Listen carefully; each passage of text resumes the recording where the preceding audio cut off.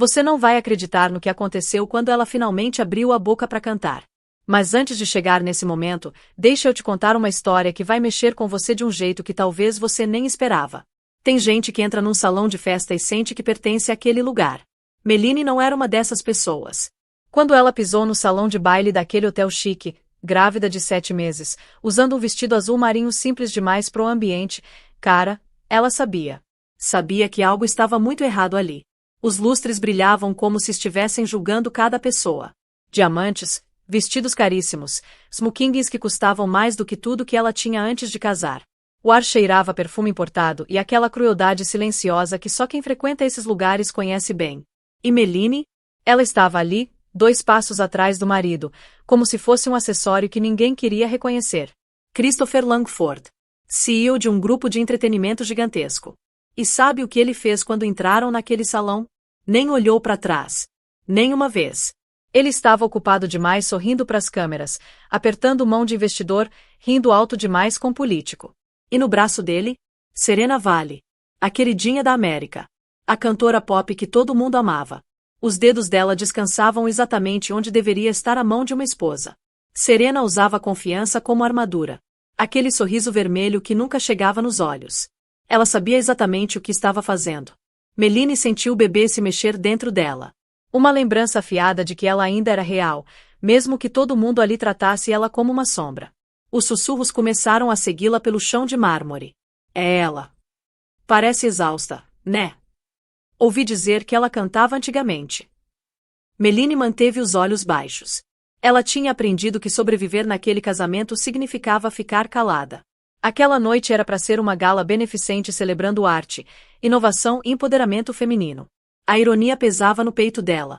Ela se lembrava de quando Christopher segurava a mão dela. Antes das salas de reunião, antes dos contratos, antes dele pedir para ela largar a música porque não combinava com a imagem do futuro dele.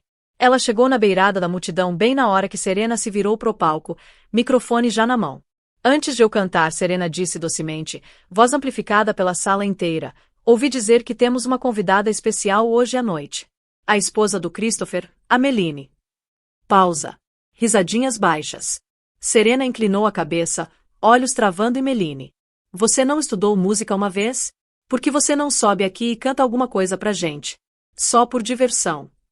O salão inteiro congelou. Todos os olhos se viraram.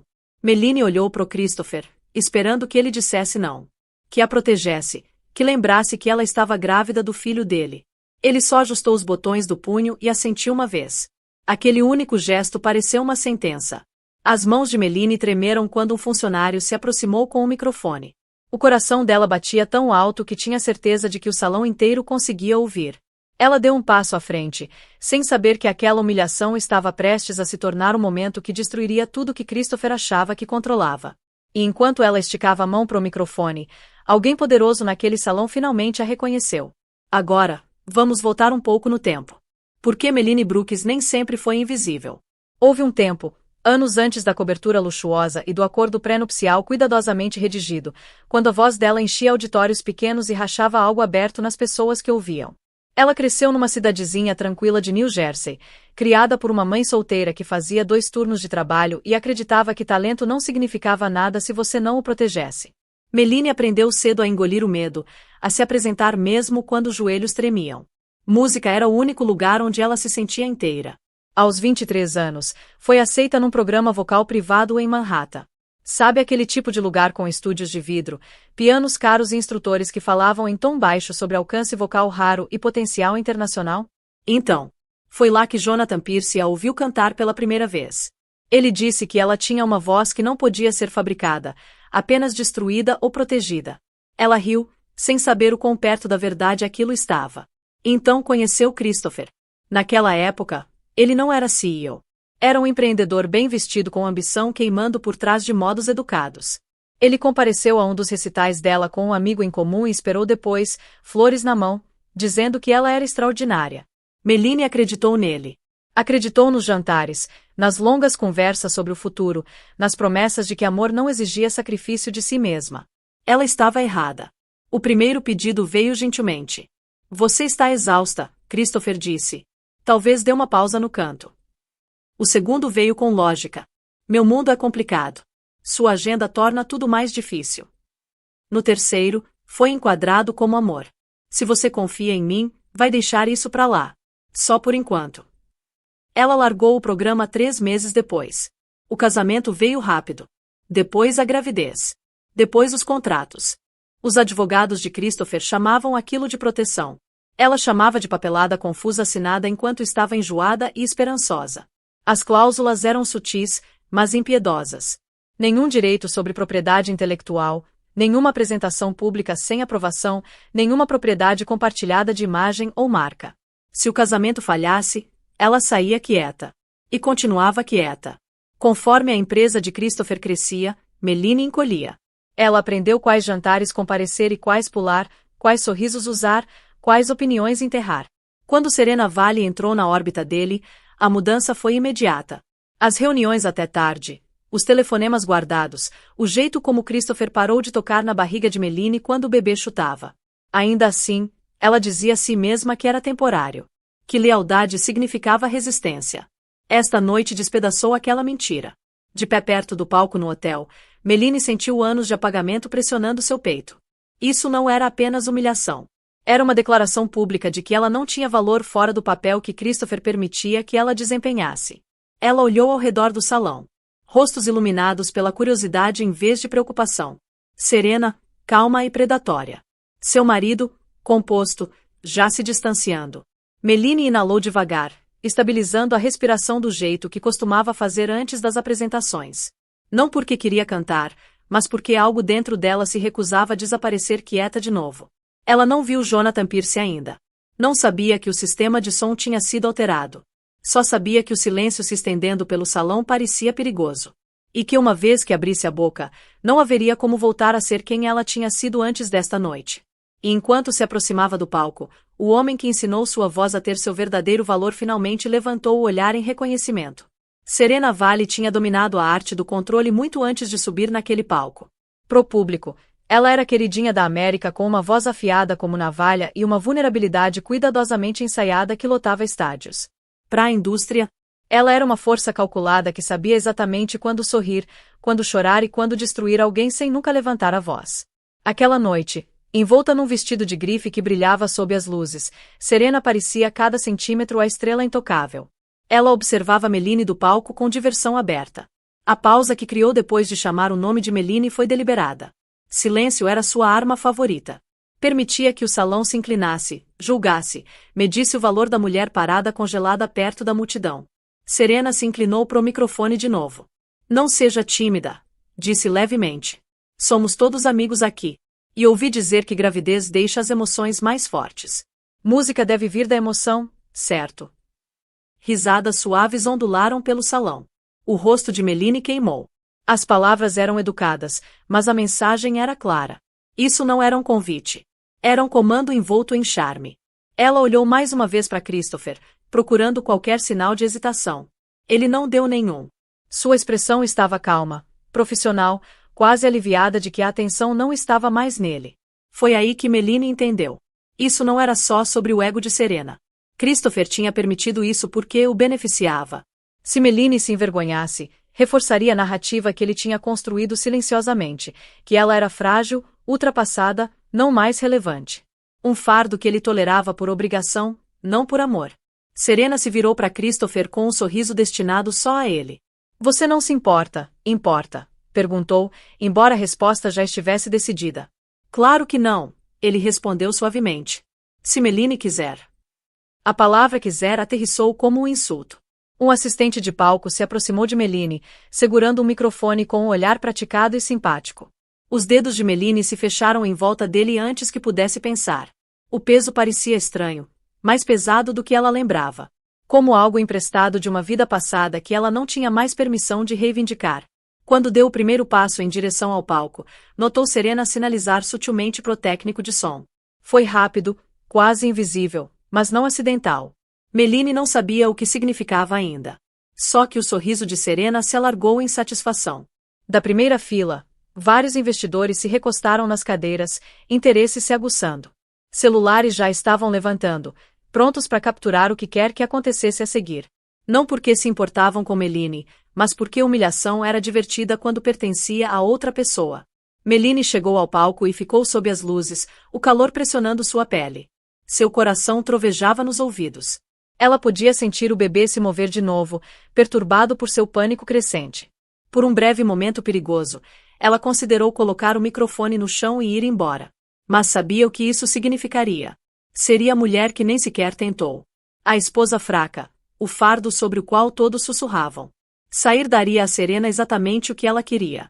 Serena se aproximou, baixando a voz para que apenas Meline pudesse ouvir. Vamos ver se você ainda se lembra como, murmurou. Doce como veneno. A banda esperou. O salão esperou. Meline levantou o microfone aos lábios, sem saber que o sistema de som tinha sido ajustado para fazê-la falhar. Sem saber que essa armadilha foi feita para quebrá-la completamente. Ela fechou os olhos. E naquela fração de segundo antes de cantar, alguém na plateia se inclinou bruscamente para frente, reconhecimento lampejando em seu rosto. Porque a mulher que Serena estava tentando destruir não era quem ela pensava que era. A primeira nota deveria falhar. Esse era o plano que Serena Valli tinha aprovado com um olhar e um aceno pro técnico de som momentos antes. O microfone que Meline segurava tinha sido sutilmente alterado. O nível ajustado baixo o suficiente para afinar sua voz, afiado o suficiente para expor qualquer fraqueza. Era uma humilhação profissional, o tipo que poderia ser culpado nos nervos em vez de sabotagem. Meline não sabia disso. Ela só sabia que o salão estava prendendo a respiração. Quando o acorde de piano de abertura flutuou pelos alto-falantes, ela sentiu o chão sob seus saltos tremer. As luzes eram ofuscantes, lavando os rostos na frente dela num mar de sombras. Em algum lugar além deles estavam pessoas que tinham decidido seu valor antes dela abrir a boca. Pessoas que esperavam que ela quebrasse. Seus lábios se separaram. O primeiro som que saiu foi quieto, quase frágil. Alguns convidados trocaram olhares.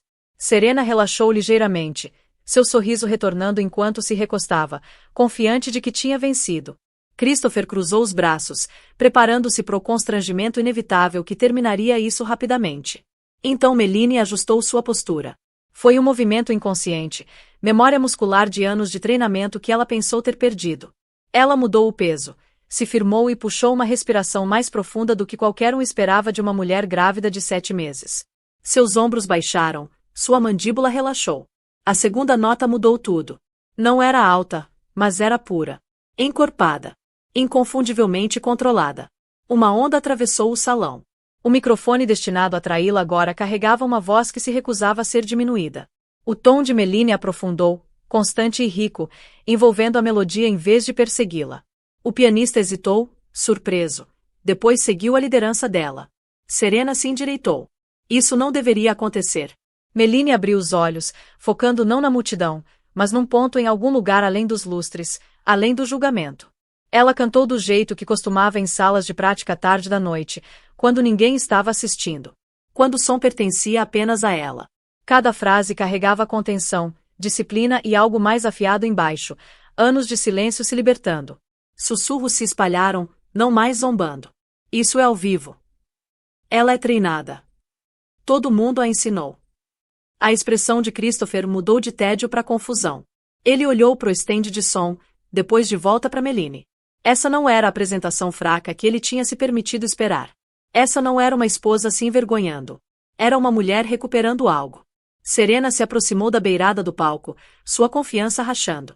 Ela pegou o olho do técnico e balançou a cabeça bruscamente, sinalizando para baixar os níveis ainda mais. A resposta veio tarde demais. Meline já tinha se adaptado, instintivamente compensando, projetando além do equipamento. Sua voz subiu, não de forma exibida, mas com precisão. Uma descida controlada que fez músicos treinados na plateia se inclinarem para frente. Celulares subiram mais alto agora, não por crueldade, mas descrença. A narrativa tinha mudado, e todos podiam sentir. Meline sentiu também. Pela primeira vez naquela noite, o tremor nas mãos dela parou. O medo não desapareceu, mas se transformou em foco. Ela não estava cantando para sobreviver mais. Estava cantando porque podia. Da terceira fileira, um homem com prata nas têmporas congelou no meio do aplauso, seus olhos travados no rosto dela. A memória o atingiu forte e rápido. Ele conhecia aquela voz. Tinha procurado por ela durante anos. Jonathan Pierce se inclinou para frente devagar, coração batendo forte. No palco, o sorriso de Serena finalmente desapareceu. E Christopher, Encarando sua esposa como se a visse pela primeira vez, percebeu com pavor crescente que tinha cometido um erro que não podia desfazer. Porque essa apresentação não era mais uma piada. E o salão estava prestes a se virar contra eles. Méline chegou no meio da música e algo irreversível aconteceu no salão. A tensão educada que tinha pairado sobre a gala se dissolveu num silêncio mais pesado. O tipo que significava que as pessoas estavam ouvindo, não por cortesia, mas por instinto. Isso não era mais ruído de fundo para doadores ricos bebericando champanhe. Era um momento que exigia atenção. A voz dela se movia com disciplina, não desespero. Cada nota aterrissava limpa, controlada e deliberada. Ela não exagerava. Não implorava por aprovação. Confiava que a música carregaria o que palavras nunca tinham. A melodia envolveu o salão, deslizando por vestidos de grife e egos caros, se instalando em algum lugar desconfortável e honesto. Vários músicos trocaram olhares. Essa não era técnica amadora. Era treinamento que custou anos, dinheiro e sacrifício. Christopher mudou onde estava. Sua mandíbula se apertou enquanto escaneava a plateia. Não era assim que deveria acontecer. Ele tinha concordado com essa humilhação porque era segura, porque lembraria todos, incluindo Méline, do lugar dela. Em vez disso, os olhos estavam se afastando de Serena e indo em direção à mulher que ele tinha reduzido ao silêncio. Serena sentiu também. Ela recuou dos holofotes, seus dedos se apertando em volta do próprio microfone. Isso não era o tipo de atenção que ela controlava. Não era escândalo ou zombaria. Era respeito. E era perigoso. Ela se inclinou pro técnico de som de novo, sua voz afiada, exigindo ajustes. Mas Méline já tinha ido além da armadilha. Sua respiração estava constante agora, sua postura aberta. O bebê dentro dela se mexeu de novo, e em vez de pânico, ela sentiu firmeza. Colocou uma mão levemente contra o estômago entre as frases, não pra show, mas tranquilidade. Ela ainda estava aqui. Ainda era capaz. Uma mulher perto da frente enxugou os olhos, surpresa com a própria reação. Um homem ao lado dela se endireitou, expressão ilegível. Celulares que tinham sido erguidos pro espetáculo agora gravavam com algo mais próximo do espanto. Christopher captou um fragmento de conversa atrás dele. Por que não sabíamos sobre ela? Ela é melhor que metade da indústria. Isso muda as coisas. Seu peito apertou. Isso estava escapando do controle dele. Méline se aproximou da parte mais difícil da música, uma seção que exigia contenção em vez de volume. Era o tipo de passagem que expunha falhas imediatamente. Serena esperava que esse fosse o ponto de ruptura. Em vez disso, Méline suavizou. Ela puxou o som para dentro, permitindo que o salão se aproximasse em vez de empurrar contra ele. Sua voz afinava o suficiente para carregar vulnerabilidade sem fraqueza. O efeito foi devastador. O salão se inclinou para frente como um só, suspenso no espaço que ela criou. Jonathan Pierce se levantou devagar. O movimento foi sutil, mas aqueles que o conheciam notaram. Um homem como ele não se levantava sem motivo. Seus olhos nunca deixaram o rosto de Méline. Memória colidindo com o reconhecimento. A postura, o fraseado, o controle instintivo. Ninguém ensinava duas vezes. Christopher notou Jonathan de pé e sentiu um pavor súbito e frio. Serena seguiu o olhar dele e enrijeceu. Ela conhecia aquele homem. Méline chegou na frase final da peça. A nota não era alta. Não era chamativa. Era sustentada, inabalável, mantida com uma confiança que se instalou no salão como verdade. Quando terminou, o silêncio que se seguiu não foi constrangedor. Foi reverente. Por um segundo suspenso, ninguém aplaudiu. Ninguém respirou. Então Jonathan Pierce juntou as mãos, devagar e deliberadamente. O som ecoou como um sinal. E com aquele único aplauso, o equilíbrio de poder no salão começou a mudar. O aplauso não veio de uma vez.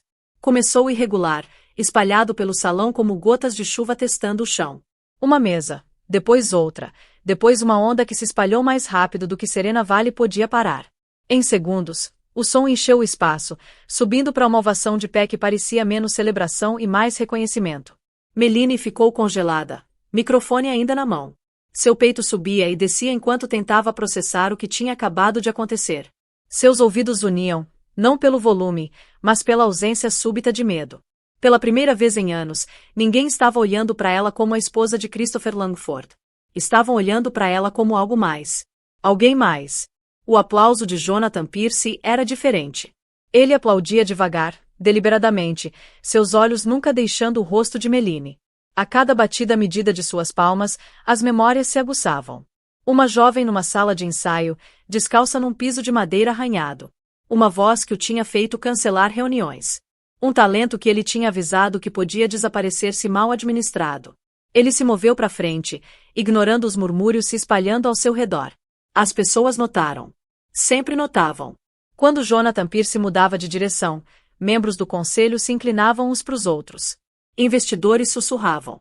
Celulares se viraram, gravando não Meline agora, mas o homem se aproximando do palco. Christopher sentiu como uma pressão no peito. Jonathan Pierce não deveria estar aqui hoje à noite. Ele era um parceiro silencioso, um investidor distante, um nome que Christopher referenciava quando beneficiava e evitava quando não. O homem raramente comparecia a eventos públicos, e quando comparecia, nunca se envolvia em espetáculo. Ele de pé, caminhando em direção ao palco, significava que algo estava muito errado. Os dedos de Serena se curvaram na palma. Ela reconheceu o perigo tarde demais. Jonathan parou a alguns metros de Meline, perto o suficiente para ela ver a intensidade nos olhos dele. Não julgamento, não piedade. Reconhecimento. Algo nisso fez a garganta dela apertar. Você manteve o suporte respiratório, ele disse calmamente, sua voz carregando o suficiente para alcançar as mesas mais próximas. Mesmo sob pressão. Meline piscou, atordoada. Ela não tinha ouvido ninguém falar com ela assim em anos. Como uma profissional. Como uma igual. Eu tive que, ela respondeu, sua voz mal firme, ou eu teria desmoronado. Jonathan deu um breve aceno, quase um sorriso. Você não desmoronou. O murmúrio ondulou para fora. Christopher deu um passo à frente, forçando uma risada que não alcançou seus olhos. Jonathan, que surpresa, disse suavemente. Estávamos apenas nos divertindo um pouco. Jonathan se virou devagar. O salão ficou quieto de novo. Diversão. Jonathan repetiu, provando a palavra. É assim que você chama preparar alguém para falhar. O sorriso de Christopher enrijeceu. Não sei o que você está insinuando. Acho que sabe, Jonathan respondeu. Seu olhar passou brevemente para o stand de som, depois de volta. Aquele ajuste de microfone foi amador. Quem ordenou subestimou ela. A respiração de Serena prendeu. O coração de Meline começou a acelerar de novo. Não com medo dessa vez, mas realização. Isso não tinha sido imaginação dela. A humilhação tinha sido planejada. Jonathan levantou a voz ligeiramente, o suficiente para o salão ouvir. Para quem está se perguntando, ele disse calmamente, Meline Brooks foi aceita num dos programas vocais privados mais seletivos de Manhattan há 8 anos. Eu pessoalmente patrocinei a audição dela. Uma inspiração afiada ecoou em algum lugar. O rosto de Christopher perdeu a cor. Meline encarou Jonathan, choque inundando por ela. Você se lembra de mim. Nunca esqueci você, Jonathan disse simplesmente. As palavras aterrissaram mais pesadas do que aplausos jamais poderiam. Serena deu um passo para trás, sua confiança finalmente se fraturando. Porque isso não era mais sobre uma música. Era sobre exposição. E Jonathan Pierce estava prestes a dizer algo que despedaçaria cada mentira que Christopher tinha construído. O salão parecia menor agora, como se as paredes tivessem se aproximado para conter a verdade abrindo caminho para fora. Christopher Langford endireitou o paletó, instintivamente recuperando a postura que o tinha carregado por salas de reunião hostis e negociações impiedosas. Esse era território familiar para ele. Pressão, óticas, controle. Ele sorriu finamente, a expressão que usava quando acreditava que ainda podia direcionar a narrativa. Vamos deixar claro, Christopher disse, projetando confiança. Minha esposa fez escolhas pessoais. Nunca forcei a fazer nada. A apresentação de hoje à noite foi espontânea. Jonathan está exagerando. Alguns acenos seguiram. Velhos hábitos morriam devagar. Poder ainda intimidava. Jonathan Pierce não discutiu. Em vez disso, alcançou o bolso interno do paletó e tirou um tablet fino. O movimento foi calmo, deliberado. Do jeito que alguém se movia quando o resultado já estava decidido. Murmúrios ondularam de novo. As pessoas reconheciam a postura de alguém prestes a apresentar evidência, não opinião. Já que estamos esclarecendo, Jonathan disse uniformemente, vamos falar de fatos. Ele tocou a tela uma vez. A tela massiva atrás do palco, originalmente configurada para ciclar nomes de doadores e slogans de caridade, piscou, depois congelou. Os organizadores da gala se agitaram, sussurrando urgentemente. Mas Jonathan já tinha conectado. Um documento apareceu. Era um contrato. Vários executivos se inclinaram para frente, reconhecendo formatação, linguagem, cláusulas que tinham visto inúmeras vezes antes. Corporativo, preciso, frio. Jonathan apontou calmamente. Esse é um acordo de serviços pessoais e controle de imagem assinado há 6 anos. A respiração de Meline prendeu. Ela reconheceu instantaneamente as páginas que tinha folheado enquanto grávida, enjoada, confiando. O documento que os advogados de Christopher tinham dito ser padrão. Esse documento é confidencial. O rosto de Christopher escureceu. Era, Jonathan respondeu, até se tornar relevante para a governança corporativa. Suspiros ondularam pelo salão. Jonathan rolou a tela. Cláusulas se destacaram em vermelho suave. Cláusula 14. Nenhuma apresentação pública sem aprovação do cônjuge. Cláusula 17. Perda de representação profissional mediante casamento. Cláusula 19. Penalidades financeiras por violação. O salão ficou imóvel. Isso, Jonathan continuou, não é um acordo matrimonial. É um contrato de supressão. Serena Valley deu um passo para trás, saltos instáveis. Isso estava espiralizando muito além da humilhação. O nome dela apareceu na tela em seguida, anexado a um adendo. Meline encarou, choque lavando sobre ela. Jonathan se virou ligeiramente em direção a Serena. Você assinou como estabilizadora de marca, ele disse calmamente. Seu papel não era apenas promocional. Era estratégico. Ótica de substituição. Os lábios de Serena se separaram, mas nenhum som saiu. Christopher explodiu. Isso é absurdo. É. Jonathan respondeu, deslizando de novo. Uma forma de onda de áudio apareceu. O salão prendeu a respiração. Uma voz tocou. A voz de Christopher, distorcida apenas ligeiramente. Inconfundível. Ela não combina mais com a imagem, a gravação dizia. Quando o bebê vier, ela vai desaparecer. Serena é o futuro. Uma inspiração coletiva varreu o salão. Os joelhos de Meline enfraqueceram. A mão de Jonathan se moveu instantaneamente, firmando o cotovelo dela. Não possessivo, apenas presente. A gravação terminou. Ninguém falou. Christopher olhou ao redor descontroladamente, percebendo tarde demais que o salão tinha mudado. Investidores não estavam impressionados. Você já imaginou estar grávida de 7 meses, radiante em um vestido de $12.000, cercada por 300 das pessoas mais influentes do país, e de repente sentir uma tesoura rasgando suas costas? Pois é exatamente isso que aconteceu com ela. E o pior ainda estava por vir. Olha, eu preciso te contar essa história porque ela vai te deixar sem palavras. É sobre traição, vingança e uma força que você nem imagina que existe dentro de uma pessoa até ela ser empurrada pro limite. Então cola aqui comigo que isso aqui vai ser intenso. A champanhe respingou no mármore italiano antes mesmo dos gritos começarem. Vivian estava ali, parada no centro do salão da mansão onde cresceu, onde casou, onde acreditava que sua vida era perfeita. 300 pares de olhos viraram para ela ao mesmo tempo. As luzes do lustre de cristal dançavam no chão, cada pedrinha daquele lustre valia mais que o aluguel da maioria das pessoas ali. O cheiro de rosas brancas preenchia o ar, mas agora tinha algo diferente misturado, algo gelado, amargo, molhando suas costas. Ela sentiu o líquido frio primeiro. Um choque na coluna. Depois veio o puxão, o tecido sendo arrancado do corpo dela. E então aquele som inconfundível de seda sendo cortada, um rasgo limpo e deliberado que ecoou pelo salão inteiro como se alguém tivesse partido o silêncio ao meio. A mão dela foi direto para a barriga.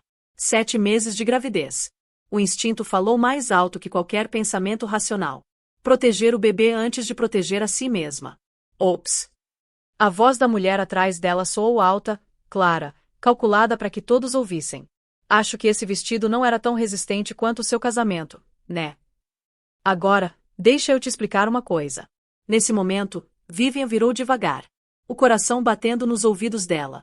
A respiração curta, rápida. O vestido de marfim pendurado aberto nas costas, cortado limpo do ombro até o quadril. Champanhe escorrendo pela espinha dela, fazendo uma poça ali embaixo. E ali estava ela. Amber Clary. Vestido vermelho como uma ferida contra o mármore branco. Tesoura numa mão, garrafa vazia de champanhe na outra. E aquele sorriso horrível, triunfante, que Vivian tinha visto nos pesadelos dela nas últimas 6 semanas. Porque olha só, ela já sabia. Já sabia da Amber há 6 semanas. Tinha achado as mensagens no celular do Preston. Tinha dito para si mesma que ia passar, que ele ia escolher ela, escolher o bebê, escolher a família deles. Mas ali estava a Amber, na gala beneficente do pai dela, na casa onde Vivian cresceu, onde ela casou 3 anos atrás. O salão ficou em silêncio absoluto. 300 das pessoas mais poderosas da costa leste. Políticos, empresários, famílias tradicionais que conheciam os Hartwell há gerações. Todos congelados. Todos olhando. Vivian conseguia sentir os olhos deles. A pena. O choque. A excitação mal disfarçada de quem está presenciando um escândalo ao vivo, em tempo real. A mãe dela, Margarete, apareceu do lado dela em segundos. Movendo rápido apesar do salto alto. Um chale de cachemir surgiu do nada, cobriu os ombros de Vivian, escondeu o estrago, escondeu a vergonha. Vivian, querida. A voz de Margarete era baixa mas firme. Aquela voz de uma mulher que navegou 40 anos de escândalos da alta sociedade. Vem comigo. Agora. Mas Vivian não conseguia se mexer. Os olhos dela estavam presos na entrada do salão. No marido dela abrindo caminho pela multidão. Preston Weston. 34 anos. Cabelo escuro perfeitamente penteado. Smoking sob medida que custava mais que o carro da maioria das pessoas. O homem que ela casou 3 anos atrás naquela mesma casa. O homem que prometeu amar ela, honrar ela, abandonar todos os outros. Ele correu para frente. O rosto pálido. Os olhos arregalados. Mas não com preocupação pela esposa grávida dele, humilhada na frente de 300 pessoas. Ele não foi até ela. Ele agarrou o braço da Amber. A voz dele era baixa, mas não baixa o suficiente. A acústica daquele salão era perfeita. Cada palavra ecoou. O que você está fazendo aqui? Eu mandei você esperar no carro. As palavras atingiram Vivian como um segundo golpe. Mais forte que a tesoura. Mais forte que a champanhe. Ele sabia. Ele trouxe ela aqui. Para casa do pai dela. Para a gala beneficente do pai dela. Enquanto ela estava grávida de 7 meses do filho dele. Senhora, a senhora precisa vir com a gente. 2 seguranças flanquearam a Amber, as mãos firmes nos cotovelos dela, os rostos profissionalmente neutros. Amber riu. Alto, agudo, como vidro quebrando. Ah, relaxa. Foi só um acidentezinho. Mulheres grávidas são tão desajeitadas hoje em dia. Sempre esbarrando nas coisas. Ou melhor dizendo, tendo as coisas esbarrando nelas. Ela olhou diretamente para Vivian. Aquele sorriso ainda no lugar. A vitória escrita em cada traço perfeito do rosto dela. Senhora, vamos escoltá-la para fora agora. Preston seguiu eles. Ainda segurando o braço da Amber. Ainda sussurrando urgentemente. Ainda sem olhar para trás, para a esposa dele. Nem uma vez. Nem um olhar sequer. A multidão se abriu para eles como o mar vermelho. O sussurro subindo como vapor saindo de água fervendo. Viu isso? A amante dele na gala dos Hartwell. Ela tá grávida de 7 meses. A coitada ali parada naquele vestido destruído. Vivian sentiu a mão da mãe no cotovelo dela. Firme. Guiando ela pela multidão que murmurava. Passando pelas mesas do leilão silencioso cheias de viagens exóticas e arte rara.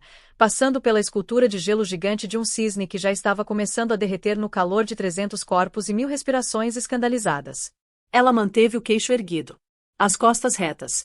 Do jeito que a mãe ensinou ela. Nunca deixe eles verem você desmoronar. Nunca dê a eles essa satisfação.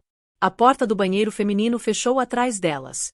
Vivian trancou com os dedos trêmulos, se apoiou na madeira fria. E então ela desabou. As lágrimas vieram primeiro. Quentes, rápidas, imparáveis. Depois veio o tremor. O corpo inteiro dela tremendo como uma folha num furacão. Querida. Os braços de Margarete envolveram ela, cuidadosos com o bebê. Deixa sair. Deixa tudo sair. Ele trouxe ela aqui, mãe. A voz de Vivian estava quebrada, áspera. Trouxe a amante dele para a gala beneficente do pai dele. Para casa onde a gente casou. Enquanto eu tô carregando o filho dele. Eu sei. Eu sei. Todo mundo viu. Todo mundo sabe. Eu nunca mais vou conseguir mostrar a cara. A filha do bilionário que não conseguiu manter o marido fiel. Não é isso que eles estão pensando. Então o quê? O que 300 pessoas estão pensando agora? Margarete puxou ela para trás, segurou o rosto da filha nas mãos. Eles estão pensando que a Amber Clary acabou de destruir a própria vida. Eles estão pensando que o Preston Weston é um idiota. E eles estão pensando que Vivian Hartwell mostrou mais classe sob pressão do que qualquer um deles conseguiria. Vivian queria acreditar nela. Mas ainda conseguia sentir a champanhe escorrendo pelas costas. Ainda conseguia ouvir a voz da Amber ecoando pelo salão. Ainda conseguia ver a tesoura brilhando na luz do lustre. Ela foi até o espelho. Encarou o próprio reflexo. O vestido Valentino tinha custado $12.000. Feito sob medida para acomodar a barriga crescente dela. Seda marfim com cristais costurados à mão no decote. Ela tinha escolhido ele porque Preston disse que marfim fazia ela parecer um anjo. Agora pendia em ruínas. As costas abertas como um peixe destripado. Manchas de champanhe se espalhando pelo tecido como o sangue de um ferimento. Ela tocou a borda rasgada. Os dedos voltaram molhados e frios. Eu preciso ir embora, ela disse. Não consigo ficar aqui. O carro vai estar pronto em 10 minutos. Não. Vivian balançou a cabeça. Eu preciso ir embora do Preston. Hoje à noite. Não consigo voltar para aquela casa. Não consigo dormir naquela cama. Não consigo mais fingir. Margarete ficou quieta por um longo momento. Então assentiu. Seu quarto aqui tá sempre pronto. Seu pai e eu vamos cuidar do resto. O celular de Vivian vibrou. Ela puxou da bolsa com mãos trêmulas, olhou para a tela. 47 ligações perdidas do Preston. 23 mensagens. Amor, por favor atende. Não é o que você tá pensando. Ela não é nada, eu juro. A gente precisa conversar sobre isso como adultos. Mas nada mais. Nenhum pedido de desculpas. Nenhuma explicação. Nenhum reconhecimento de que a amante dele tinha acabado de humilhar publicamente a esposa grávida dele. Ela checou o telefone de novo. Desbloqueou. Bloqueou. Desbloqueou. Bloqueou. Nada real. Nada que importasse. O marido dela de 3 anos. Pai do filho que estava por vir. E ele nem conseguia mandar uma mensagem de verdade. Nem conseguia fingir que se importava. Vivian se deixou escorregar pela porta do banheiro. O vestido arruinado puxado em volta dela como leite derramado. O mármore frio pressionando as pernas dela. Vou ficar aqui sentada só 1 minuto, ela disse. Só 1 minuto. Aí eu levanto, troco de roupa e saio daqui de cabeça erguida. Mas agora eu só preciso de 1 minuto. Margarete se abaixou até o chão. Terno Chanel e tudo. As pérolas tilintando contra o mármore. Ela sentou do lado da filha sem dizer uma palavra. O relógio na parede fazia tic-tac. Em algum lugar além daquela porta, 300 pessoas estavam sussurrando sobre o que acabaram de testemunhar. A história provavelmente já estava se espalhando. Mensagens enviadas por baixo das mesas. Fotos compartilhadas em contas privadas do Instagram. Posts de rede social sendo rascunhados, deletados e rascunhados de novo. Herdeira bilionária atacada pela amante do marido na gala beneficente do pai. Vivian fechou os olhos. Deixou as lágrimas caírem em silêncio. 7 meses de gravidez. 3 anos de casamento. E era assim que terminava. Não com uma conversa tranquila num escritório de advogado. Não com papelada civilizada e acordos negociados.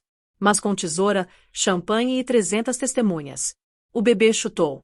Um movimento pequeno contra as costelas dela. Lembrando ela que não estava sozinha naquele corpo. Que qualquer coisa que acontecesse dali pra frente, tinha alguém dependendo dela. Me desculpa. Ela sussurrou tão baixinho que Margarete mal conseguiu ouvir. Me desculpa, pequenina. Eu pensei que tava te dando uma família. Uma mãe e um pai que se amavam. Um lar estável. O bebê chutou de novo. Mais forte dessa vez. Como se dissesse, você é suficiente. Você sempre foi suficiente. Vivian colocou a mão na barriga. Sentiu o movimento por baixo da palma. Eu vou te proteger, ela disse. Aconteça o que acontecer. Faça o que eu tiver que fazer. Você vai ter uma vida cheia de amor. Mesmo que seja só o meu amor. Mesmo que seja só isso que eu consiga te dar. Margarete estendeu a mão e pegou a da filha. Apertou gentilmente. Você não tá sozinha nisso, querida. Você nunca esteve sozinha. E sabe o que é o mais louco? Esse foi só o começo. Porque o que Vivian não sabia naquele momento, o que ela ia descobrir nos próximos dias, ia fazer aquele ataque no salão parecer fichinha. O pai dela, Theodore Hartwell, tinha estado na porta aquele tempo todo. Observando. Em silêncio. Calculando. Planejando uma vingança tão devastadora que tanto a Amber quanto o Preston iam perder tudo. Publicamente. Completamente. Na frente de todo mundo que tinha acabado de testemunhar a humilhação da filha dele. E quando eu digo tudo, eu quero dizer tudo. Mas antes de chegar lá, a gente precisa entender o quanto essa traição era profunda. Porque não era só sobre um caso. Não era só sobre um marido infiel e uma amante atrevida. Era sobre algo muito, Muito pior. Nos próximos dias, Vivian ia descobrir textos datados da semana do casamento deles. Ia encontrar recibos de hotel de 4 meses antes dele pedir ela em casamento. Ia descobrir uma casa em Connecticut com um quarto de bebê decorado. Paredes amarelas. Mobile de borboletas. Roupinhas minúsculas penduradas no armário. E no meio de tudo isso, um plano detalhado para roubar a filha dela assim que nascesse. Para criar ela com a Amber. Para apagar Vivian da vida da própria filha como se ela nunca tivesse existido. Isso mesmo que você ouviu. O Preston não estava só traindo ela. Ele estava planejando roubar o bebê dela. Mas aqui tá a parte que a Amber e o Preston não sabiam. Aqui tá a parte que ia destruir eles completamente. O pai de Vivian, Theodore Hartwell, ele não era só um bilionário qualquer. Era um homem que construiu um império do nada. Um homem que destrói qualquer um que ameace a família dele. E ele tinha documentado cada mentira, cada roubo, cada movimento sujo que o Preston e a Amber fizeram. E agora? Agora ele estava pronto para usar tudo isso. Então respira fundo. Pega um café. Porque a história tá só começando. E o que vem a seguir, você não vai acreditar. A luz da manhã entrou pelas cortinas do quarto de infância de Vivian como uma invasora indesejada. Ela não tinha dormido. Não de verdade. Cada vez que fechava os olhos, via a tesoura, a champanhe, o sorriso da Amber. As costas do Preston enquanto ele se afastava sem olhar para trás. A cama parecia errada. Estreita demais depois de anos dormindo na cama king size que dividia com Preston. Familiar demais depois de anos tentando esquecer a menina que costumava ser. O celular dela ficou na mesinha de cabeceira. Silencioso agora. Mas tinha vibrado a noite inteira com mensagens de amigas, conhecidas, pessoas que ela mal lembrava da faculdade e do colégio interno. Vi o vídeo. Você tá bem? Meu Deus, Vivian, o que aconteceu? Se precisar de qualquer coisa, me liga. Pensando em você. Vídeo. Claro que tinha vídeo. 300 pessoas com smartphones. Alguém tinha gravado tudo. Alguém sempre grava tudo hoje em dia.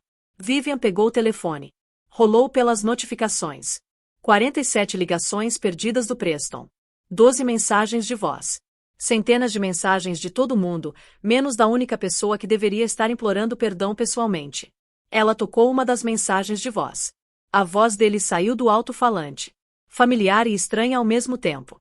Vivian, amor, por favor atende. Não é o que você tá pensando. Ela não é nada. Um erro idiota. Mas volta pra casa.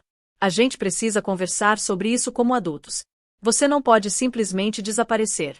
As pessoas estão fazendo perguntas. Meu pai tá furioso. Por favor, amor, só volta pra casa. Como adultos. Como se ela fosse quem fez birra. Como se ela fosse a criança que não consegue se controlar.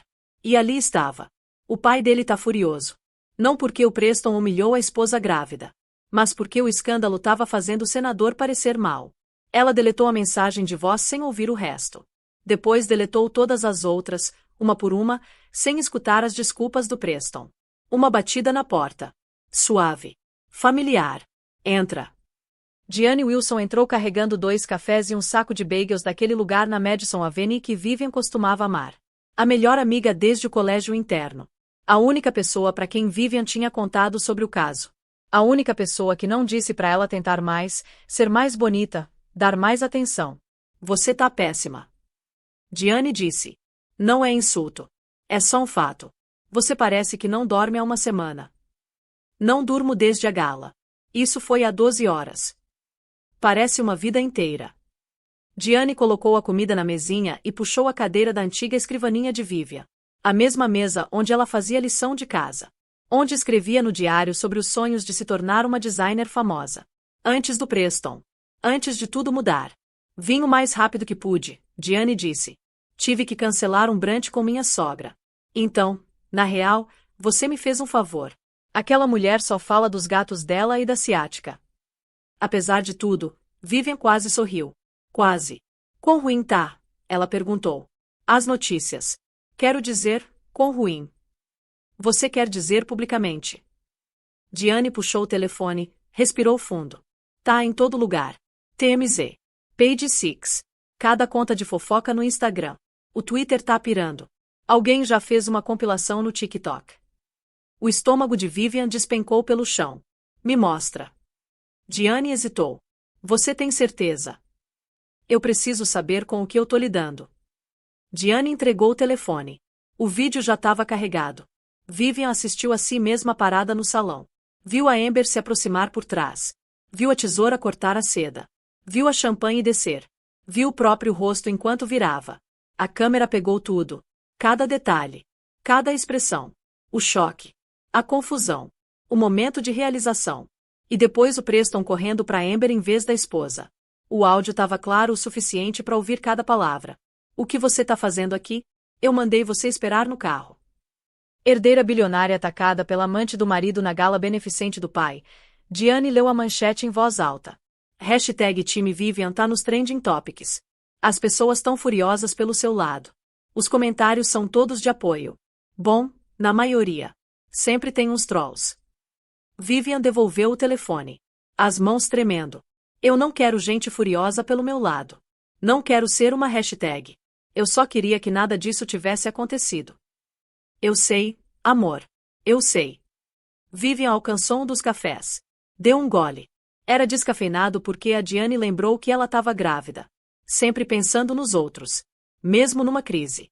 Ele trouxe ela lá, Vivian disse. O Preston trouxe a Amber pra gala do meu pai. Na casa da minha família. Onde a gente casou. Enquanto eu estava grávida de 7 meses do filho dele. E aí quando ela me atacou, ele foi até ela. Não até mim. Até ela. Eu sei. Eu vi. Eu não tô louca, né? O mundo inteiro viu o que aconteceu. Eu não tô inventando isso. Não tô exagerando. Não tô sendo histérica. Diane largou o café. Se inclinou pra frente. Vivian, me olha. Vivian olhou. Você nunca, nos 15 anos que eu te conheço, reagiu exageradamente a nada. Você é a pessoa mais centrada que eu conheço. Quando sua avó morreu, você planejou o funeral inteiro enquanto sua mãe desmoronava.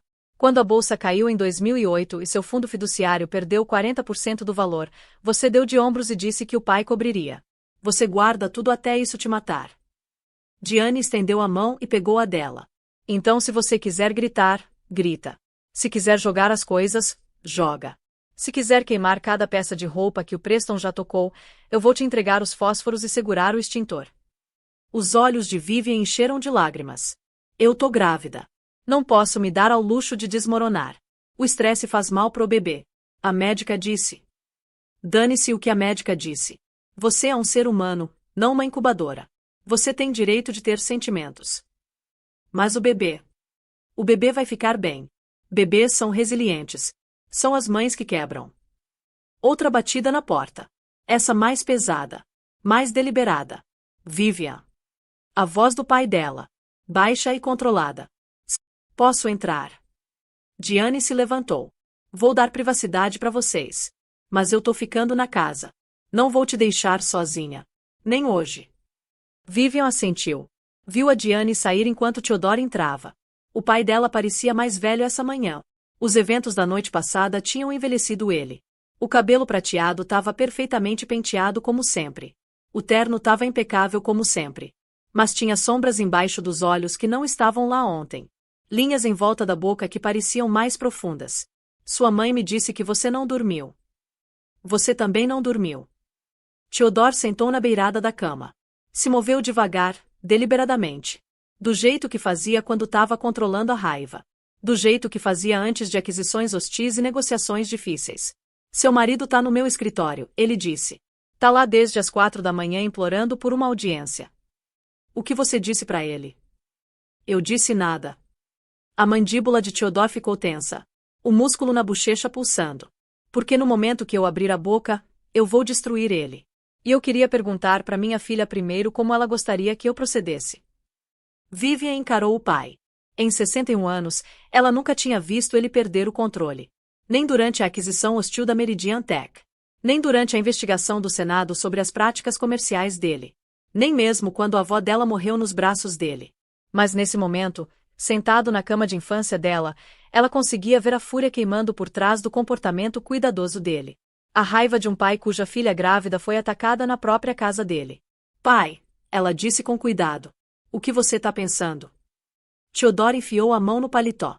Puxou uma pasta Manila. Grossa. Pesada. Cheia de papéis. Minha equipe de segurança tem vigiado o Preston há 6 meses, ele disse. Eu não queria acreditar. Esperava que os sinais iniciais não fossem nada. Uma amizade próxima com uma colega de trabalho. Algumas despesas questionáveis no cartão corporativo. Eu disse para mim mesmo que estava sendo paranoico. Ele colocou a pasta na cama entre eles. Mas aqui tá tudo o que eles acharam. Vivian olhou para a pasta. Não tocou. Não conseguia tocar. Como se pudesse queimar ela. O que tem aí dentro? A verdade. A voz de Theodore era plana. Morta. Sobre seu marido. Sobre aquela mulher. Sobre o seu casamento inteiro. A mão de Vivian tremeu quando alcançou a pasta.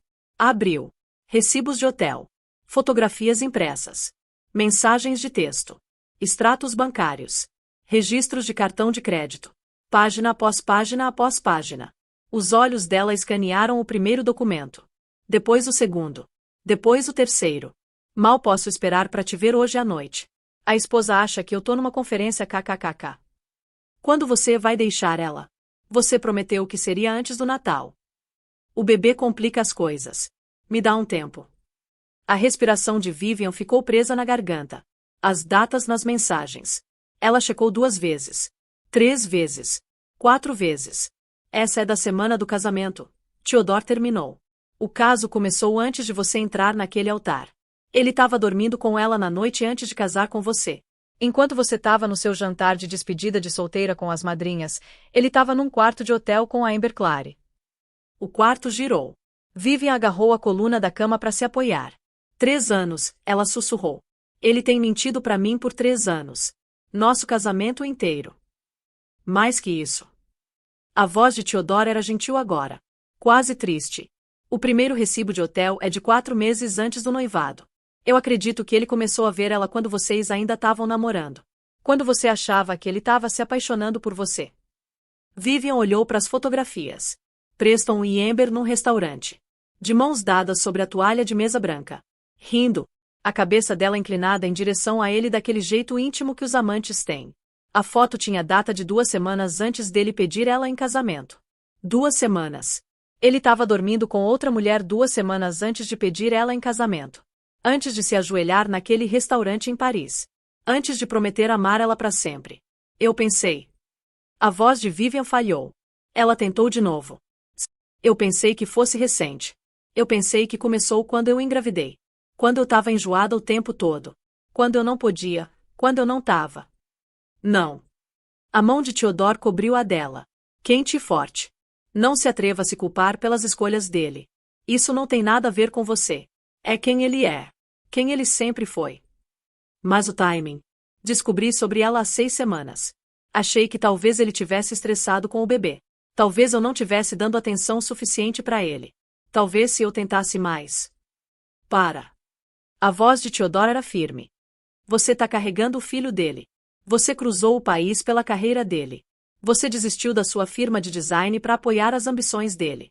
Você largou o mestrado porque ele disse que precisava de você em casa. Você deu tudo para aquele homem. E ele te recompensou com traição. Vivian olhou de volta para a pasta. Tantas páginas. Tantas mentiras. Tem mais, né? Theodore assentiu devagar. O caso é só o começo. O Preston tem desviado dinheiro das contas dos clientes. Para uma empresa de fachada.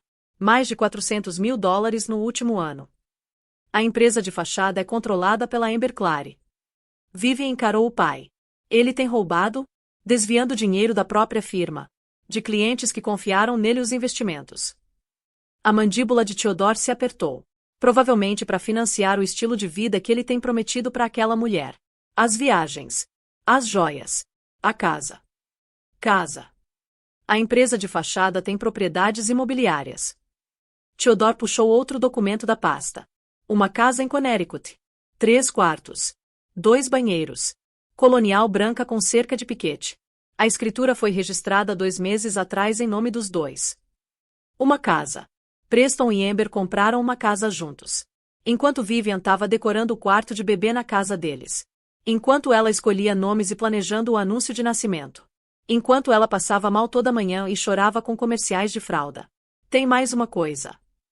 Theodore disse. A voz dele estava estranha agora. Cuidadosa. A casa tem um quarto de bebê. Paredes amarelas. Um berço. Roupas de bebê no armário. Vivian sentiu o sangue sumir do rosto. Ele construiu um quarto de bebê, ela disse. Pro meu bebê. Numa casa com outra mulher. Eu acredito que esse era o plano dele, sim. Eventualmente se mudar para lá com a criança. Depois do divórcio. Depois de quê? Theodore hesitou. A pausa mais longa que Vivian já viu dele. Ele estava planejando pedir o divórcio assim que o bebê nascesse. Queria esperar até ter respaldo legal como pai. Aí ia brigar pela custódia. As mensagens deixam isso claro. Ele e a Amber tinham um plano. Esperar o nascimento. Entrar com o divórcio imediatamente. Usar as conexões políticas da família dele para conseguir custódia completa. Te pintar como uma mãe inadequada. Emocional demais. Frágil demais. Dependente demais do dinheiro do seu pai. A voz de Theodore rachou nas últimas palavras. Só um pouquinho. Quase imperceptível. Eu deveria ter te contado antes. Sabia há meses. Continuei esperando que eu tivesse errado. Que meus investigadores tivessem enganado. Que o marido da minha filha não fosse o tipo de homem que... Ele parou. Não conseguiu terminar. Você estava tentando me proteger, Vivian disse. Eu estava tentando proteger a mim mesmo. Os olhos de Theodore brilharam. Molhados. Talvez fossem lágrimas. Talvez raiva. Provavelmente os dois. De ver seu coração quebrar. Mas isso aconteceu de qualquer jeito. Só que publicamente. Na frente de 300 pessoas. Na minha própria casa. Vivian olhou para a pasta. Para todas as provas da traição do marido. 3 anos de mentiras documentadas em preto e branco. O que você quer fazer? Theodore perguntou. O que quer que você decida, eu vou apoiar. Se você quiser tentar resolver as coisas, eu vou recuar. Se você quiser destruir ele, eu te entrego a munição. Essa é sua escolha, Vivian. Sua vida. Seu futuro. Vivian fechou a pasta. Colocou de lado. Eu preciso pensar, ela disse. Preciso de tempo para processar isso. Leva todo o tempo que você precisar. Ele não vai a lugar nenhum. Theodore se levantou. Mas tem outra coisa que você deveria saber. A polícia está entrevistando a Amber Clary essa manhã sobre o ataque de ontem à noite. Agredir uma mulher grávida é uma acusação séria. Ela pode enfrentar processo criminal. Vivian assentiu devagar. Ótimo. Ela merece. Sua mãe e eu estamos aqui. O que você precisar. O que você quiser. Nós estamos aqui. Theodore foi até a porta. Parou com a mão na maçaneta. Eu queria te proteger disso, ele disse baixinho. Sabia há meses. Continuei me dizendo para esperar. Juntar mais provas. Ter certeza. E agora percebo que eu era só um covarde. Não conseguia suportar ver a expressão no seu rosto quando você descobrisse a verdade. Você não é covarde, pai. Eu falhei com você. A voz dele era áspera. Quebrada. Deixei ele entrar na nossa família. Dei minha bênção pro casamento. Acreditei nas mentiras dele assim como você. Nós dois fizemos. E isso não é sua culpa. É dele. Theodore assentiu uma vez. Depois saiu. Fechou a porta suavemente atrás dele. Vivian ficou sozinha no quarto de infância. A pasta na cama ao lado dela. O café esfriando na mesinha. Lá fora da janela, o sol agora estava totalmente nascido. Os jardins da mansão Hartwell se estendiam embaixo dela. Os mesmos jardins onde ela casou 3 anos atrás. Onde ela ficou de vestido branco e acreditou em finais felizes. Onde o Preston segurou as mãos dela e prometeu amar ela até que a morte o separasse. Tudo mentiras. Cada palavra. Cada beijo. Cada noite que passaram juntos. Ele nunca amou ela. Ele amou o que ela representava.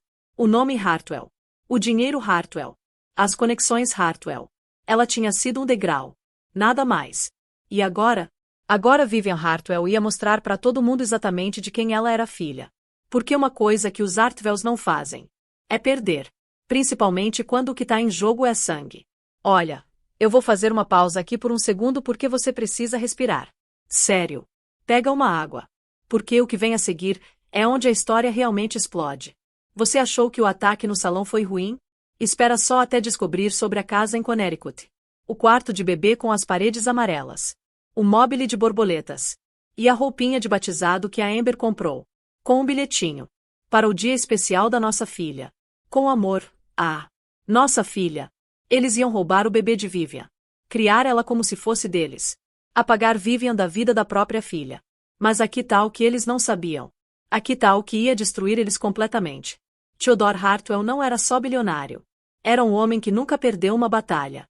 E quando alguém mexe com a família dele, ele não busca vingança. Ele busca aniquilação total. E na próxima gala beneficente, na frente das mesmas 300 pessoas que testemunharam a humilhação de Vivian, Theodore ia mostrar para todo mundo exatamente o que acontece quando você subestima um Hartwell. Então fica comigo. Porque a parte da vingança é de fazer seu coração acelerar. A banheira encheu devagar. Vapor subiu da água, embaçando o espelho do banheiro até o reflexo de Vivian desaparecer na névoa branca. Ela sentou na beirada da banheira, ainda no vestido preto da noite anterior. O Valentino arruinado jazia no monte no chão onde ela deixou cair. Seda destroçada. Manchada de champanhe. Cristais espalhados como estrelas caídas. Ela deveria jogar fora. O vestido. As memórias. Tudo. Mas em vez disso, ela só ficou ali sentada. Observando a água subir. Ouvindo o assobio dos canos. Sentindo nada. 3 anos de casamento. Mas na verdade 0 anos de verdade. A música do casamento ecoou na cabeça dela. At Last da Etta James. O Preston pediu aquela música. Disse que era perfeita para eles. Disse que era exatamente como ele se sentia quando finalmente encontrou ela. Depois de todos aqueles anos procurando. Ele estava pensando na Amber quando eles dançaram. Quando ele segurou ela perto na frente de 200 convidados. Quando sussurrou que amava ela. Quando prometeu para sempre. Ele mandou mensagem para Amber do banheiro durante a recepção do casamento. Ele escapou para ligar para ela enquanto Vivian estava trocando de roupa pro voo da lua de mel? As perguntas eram infinitas. Cada memória agora manchada com dúvida. Cada momento agora suspeito. Vivian puxou a pasta que Theodore tinha dado. Abriu de novo. Forçou a si mesma a ler cada página. As mensagens de texto eram a pior parte. Não os recibos de hotel. Não as fotografias. As mensagens. Preston para Amber, datada de 3 meses atrás. Mal posso esperar isso acabar. Só mais alguns meses e podemos ficar juntos de verdade. Amber pro Preston, datada de 2 meses atrás. Odeio ver ela andando desajeitada com aquela barriga. É como se ela tivesse tentando te prender com aquele bebê. A resposta do Preston. O bebê vai tornar o divórcio mais fácil. Vou conseguir simpatia. Pai solteiro tentando o melhor dele. Os juízes adoram essa história. Ele chamou a filha deles de armadilha. Ele chamou a gravidez de Vivian de desajeitada. Ele estava planejando usar o bebê deles para ganhar simpatia no tribunal. Ela tinha passado os últimos 7 meses com medo de ganhar peso demais. De não ser atraente o suficiente. De perder ele para alguém mais jovem e mais bonita. E o tempo todo ele já tinha ido embora. Tinha estado fora desde antes de se casarem. Nunca tinha realmente estado lá. Vivian desligou a água. A banheira estava cheia. Vapor subindo como fantasmas da superfície. Ela tirou o vestido preto. Deixou no chão com o vestido arruinado. 2 vestidos. 2 desastres. 2 versões dela mesma que ela nunca mais seria. Ela entrou na água ainda usando a combinação. A seda ondulou em volta dela como uma segunda pele. O calor era quase demais. Quase doloroso. Mas ela precisava sentir alguma coisa além da dormência se espalhando pelo peito. Precisava da sensação física para cortar a neblina. Ela pensou sobre o primeiro encontro deles. Um leilão beneficente no Met. Ela tinha 26 anos. Recém-saída da escola de negócios. Pronta para encarar o mundo. Pronta para construir sua firma de design. Pronta para se tornar alguém. Preston tinha dado lance numa pintura que ela queria. Uma aquarela pequena de um artista desconhecido. Nada valioso. Só algo que falou com ela. Ele deu lance de $500 a mais que ela. Depois veio até ela com aquele sorriso. Aquele sorriso que ela achou charmoso. Parece que você realmente queria aquela pintura, ele tinha dito. Que tal isso? Janta comigo e eu te dou ela. Ela riu. Disse que ele era arrogante. Disse que não precisava de homem nenhum para comprar coisas para ela. Disse que podia pagar as próprias pinturas. Mas jantou com ele mesmo assim. E no fim da noite, ela estava meio apaixonada. Quanto daquilo foi real? Quanto foi calculado? Ele sabia quem ela era antes de se aproximar? Ele pesquisou sobre a família Hartwell. Ele mirou nela deliberadamente. As perguntas eram veneno. Mas ela não conseguia parar de fazer. Vivian afundou mais fundo na água. Deixou cobrir os ombros. A clavícula. Só o rosto acima da superfície. O bebê chutou. Um movimento pequeno contra as costelas. Um lembrete de que ela não estava sozinha naquele corpo. Me desculpa, Vivian sussurrou. Me desculpa tanto. Você merece uma mãe melhor. Alguém que não fosse tão burra. Que conseguisse ver o que estava bem na frente dela. A porta do banheiro abriu. Margaret ficou parada ali. Já vestida pro dia. Terno Chanel como sempre. Pérolas como sempre. Cabelo e maquiagem perfeitos como sempre. Ela olhou para a filha na banheira. Para os vestidos arruinados no chão. Para a pasta de provas no balcão. Sem dizer uma palavra, ela se abaixou até o chão de azulejo. Sentou com as costas contra o armário. Assim como tinha feito no banheiro feminino na noite passada. Assim como costumava fazer quando Vivian era criança e tinha medo de tempestades. Eu li as mensagens, Vivian disse. A voz ecoava estranhamente contra a água. As coisas que ele disse sobre mim. Sobre o bebê. Margaret assentiu. Eu sei. Seu pai me mostrou. Ele chamou a gravidez de armadilha. Como se eu tivesse enganado ele. Como se eu... A voz de Vivian falhou. Ela tentou de novo. A gente tentou por 8 meses. 8 meses de testes negativos. 8 meses de chorar toda vez que vinha menstruação. 8 meses de consultas de fertilidade e tratamentos hormonais. E ele estava planejando usar nosso bebê como estratégia de simpatia no divórcio. Homens como Preston não entendem amor, Margaret disse. Eles entendem propriedade. Estratégia. Conseguir o que querem. Eles usam a linguagem do amor porque sabem que funciona. Mas o sentimento por trás é vazio. Eu achei que ele me amava. Claro que achava. Ele é muito bom em fingir. É isso que torna homens como ele tão perigosos. Vivian encarou o teto. Água batendo no queixo dela. Pai te contou sobre a casa em Connecticut. A com o quarto de bebê. Sim. Eles pintaram a parede. Baby Girl Weston. Não Hartwell. Só Weston. Como se eu nunca tivesse existido. Como se eles fossem me apagar completamente. Eu sei, querida. E tem outra coisa. Vivian se sentou um pouco. Água escorrendo pelo rosto como lágrimas. Pai disse que o Preston estava planejando entrar com o divórcio logo depois que o bebê nascesse. Mas ele não explicou como eles iam conseguir a custódia. Como iam provar que eu era uma mãe inadequada. Margaret ficou quieta por um longo momento. Quieta demais. Mãe. O que você não tá me contando? Margaret suspirou. Enfiou a mão no bolso. Puxou o próprio telefone. Eu tive meu próprio pessoal investigando isso depois que seu pai me mostrou o arquivo. Eu queria saber com o que a gente estava realmente lidando. Ela entregou o telefone para Vivian. Uma fotografia encheu a tela. Paredes amarelas. Berço branco. Um mobile com borboletas pendurado acima. E na parede, em letras pintadas, Baby Girl Weston. Eu já vi isso. Desliza para a direita. Vivian deslizou. Outra fotografia. O interior de um armário. Vestidinhos minúsculos em rosa e branco. Sapatinhos de bebê enfileirados numa prateleira. Continua. Mais um deslize. Uma pilha de papéis numa comoda. Vivian deu zoom. O que é isso? Documentos legais. A voz de Margaret era plana. Minha investigadora conseguiu cópias. Eles já rascunharam a petição de custódia. E contrataram um investigador particular para cavar sujeira sobre você. Sujeira? Que sujeira? Eu nunca fiz nada de errado. Não precisa ser real, querida. Eles só precisam criar dúvida razoável. A petição referencia o histórico de saúde mental da sua família. A depressão da sua avó. A hospitalização do seu pai por exaustão há 10 anos. Vivian se sentiu enjoada. Isso não é justo. Essas coisas não têm nada a ver comigo. Justo não importa. No tribunal de família, o que importa é narrativa. E eles estavam construindo uma narrativa de que você é instável. Emocionalmente frágil. Propensa a desenvolver depressão pós-parto ou psicose. Mas eu não sou. Eu sei. Mas eles iam argumentar que o estresse do divórcio poderia desencadear algo. Que o bebê estaria mais seguro com o Preston. Que eles poderiam fornecer um ambiente doméstico mais estável. Vivian encarou o telefone. Os documentos legais que teriam arrancado a filha dela. Teriam fingido que ela nunca existiu.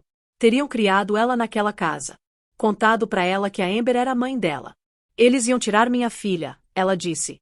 E fingir que eu nunca existia. Criar ela naquela casa. Contar para ela que a Amber era a mãe dela. Eles iam tentar. Mas falharam em considerar uma coisa. Margaret inclinou a cabeça. O quê? Você. Seu pai. Essa família. Os Artwells não perdem. Não quando importa. Não quando é sangue. Algo mudou no peito de Vivian. A dormência rachando. Algo mais quente por baixo. Eu quero ele fora, ela disse. A voz mais forte agora. Eu quero ele fora da minha vida. Quero ela processada por agressão. E eu quero que minha filha cresça sabendo que a mãe dela não é alguém para ser descartada. Não é alguém para ser apagada. Não é alguém para ser substituída por uma mulher de vestido vermelho. Margaret estendeu a mão e pegou a da filha. Essa é a Vivian que eu criei. A Vivian que se formou oradora da turma. A Vivian que entrou em todos os programas de pós-graduação que aplicou. A Vivian que construiu uma firma de design do zero antes dos 25. Eu desisti de tudo isso por ele. Então pega de volta. Pega tudo de volta e constrói algo melhor. Uma batida na porta do banheiro. A voz de Diane através da madeira. Vivian, seu pai precisa de você no escritório. Ele disse que é importante. Vivian se puxou da banheira. Água escorrendo pelo corpo. Fazendo poça no azulejo. Margaret entregou uma toalha. O que quer que aconteça agora, lembra quem você é. Não a esposa do Preston. Não uma vítima. Você é Vivian Hartwell. E os Hartwells não quebram, Vivian disse. A gente racha. Mas não quebra. Exatamente. 20 minutos depois, Vivian estava no escritório do pai. Vestida com roupa simples. Cabelo ainda molhado do banho. Theodore sentou atrás da mesa de mogno. Charles Pemberton, o advogado da família, sentou de frente para ele. Papéis espalhados entre eles como provas num julgamento. Fecha a porta, Theodore disse. Isso é assunto de família. Vivian fechou a porta. Pegou um assento ao lado do Charles. O que está acontecendo? Charles limpou a garganta. Parecia desconfortável. Como um homem prestes a dar notícias terríveis. Estivemos revisando as finanças do Preston como parte do pedido preliminar de divórcio. Passando por registros bancários. Contas corporativas. Transações pessoais. E há algumas complicações adicionais. Além do desvio de dinheiro e da casa em Connecticut. Vivian se preparou. Me conta tudo. Acabou o tempo de me proteger da verdade. Charles deslizou um documento pela mesa. A casa onde você e o Preston moram. O título tá no seu nome. Seu pai comprou como presente de casamento. Vivian assentiu. Eu sei. Os pagamentos da hipoteca têm vindo da conta comercial do Preston. Parte do acordo financeiro de vocês. Ele insistiu em contribuir com algo. Mesmo a casa sendo um presente. Eu lembro. Foi um compromisso. O orgulho dele ficou ferido por aceitar tanto da minha família. Bom, esses pagamentos pararam há 8 meses. Vivian encarou ele. O quê? A hipoteca não foi paga desde o mês que você anunciou a gravidez. O banco mandou vários avisos. Notificações de execução hipotecária. Todos foram redirecionados para o endereço do escritório do Preston. Você nunca viu eles. Ele parou de pagar a hipoteca no mês que eu engravidei. Aparentemente sim. O rosto de Charles era cuidadosamente neutro. Profissional. Mas Vivian conseguia ver a raiva atrás dos olhos dele. Adicionalmente, o dinheiro que ele tem desviado para a empresa de fachada, parte veio dos fundos que deveriam ter ido para sua hipoteca. Ele tem roubado de uma conta para alimentar outra. As mãos de Theodore estavam planas na mesa. Controladas. Mas Vivian conseguia ver a tensão nos ombros dele. A raiva mal contida. Ele tem usado a casa da minha filha como garantia pro caso dele, Theodore disse. Enquanto ela estava grávida do filho dele. Enquanto ela estava planejando um quarto de bebê naquela casa, ele estava montando outro quarto de bebê em Connecticut. Tem mais. Charles puxou outro documento. A mão tremendo ligeiramente. Rastreamos os ativos da empresa de fachada mais minuciosamente. Além da casa em Connecticut e das contas bancárias, tem uma apólice de seguro de vida. Na empresa. Vivian perguntou. Não. Charles hesitou. Em você. O quarto ficou muito quieto. Vivian sentiu o sangue sumir do rosto. Ele fez uma apólice de seguro de vida em mim. Há 18 meses. Sem seu conhecimento ou assinatura. Embora ele de alguma forma tenha obtido documentação que parecia mostrar seu consentimento.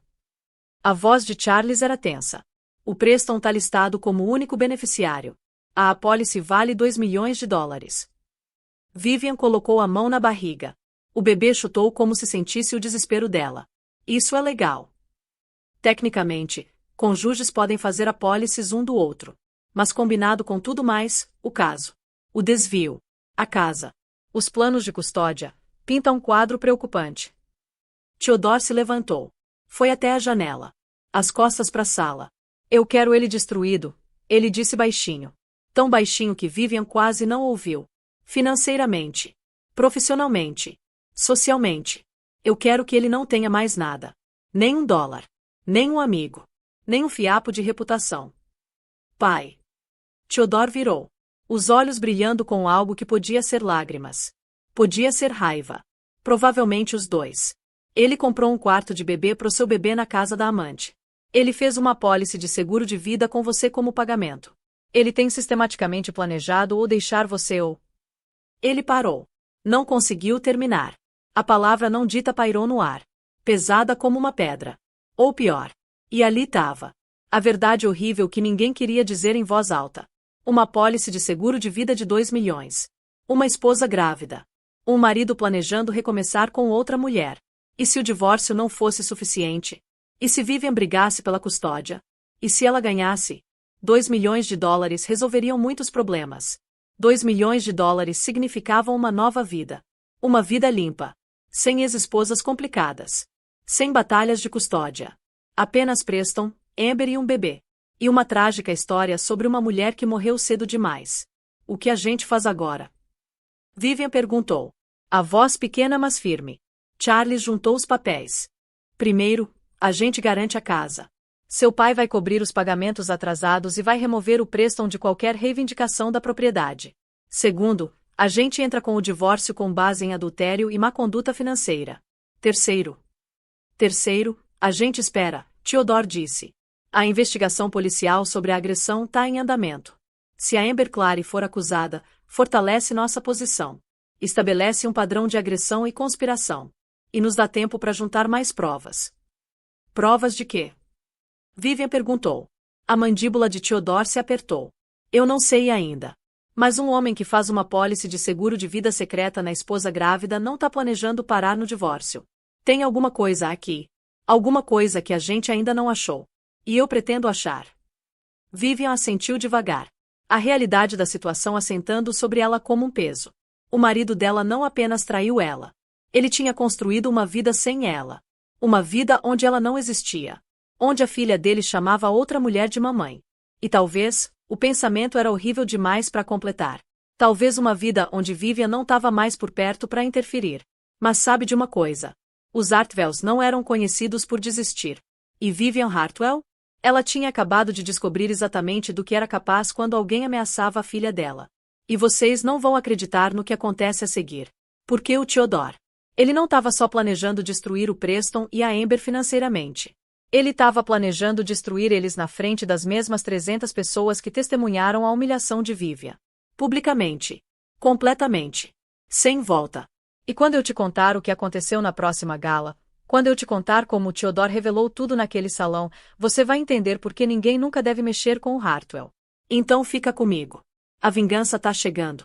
E ela é doce. Continua com o resto da história transformada em formato de narração natural brasileiro, mantendo suspense e energia. Então, pessoal, o que acharam? Essa história te pegou? Comenta aqui embaixo e me diz, qual parte te deixou mais chocado? Foi a tesoura? O quarto de bebê em Connecticut? Ou aquele momento final quando ela entrou na gala vestindo vermelho? E se você quer mais histórias assim, histórias de traição, força e justiça doce, não esquece de se inscrever no canal e ativar o sininho. A gente se vê na próxima.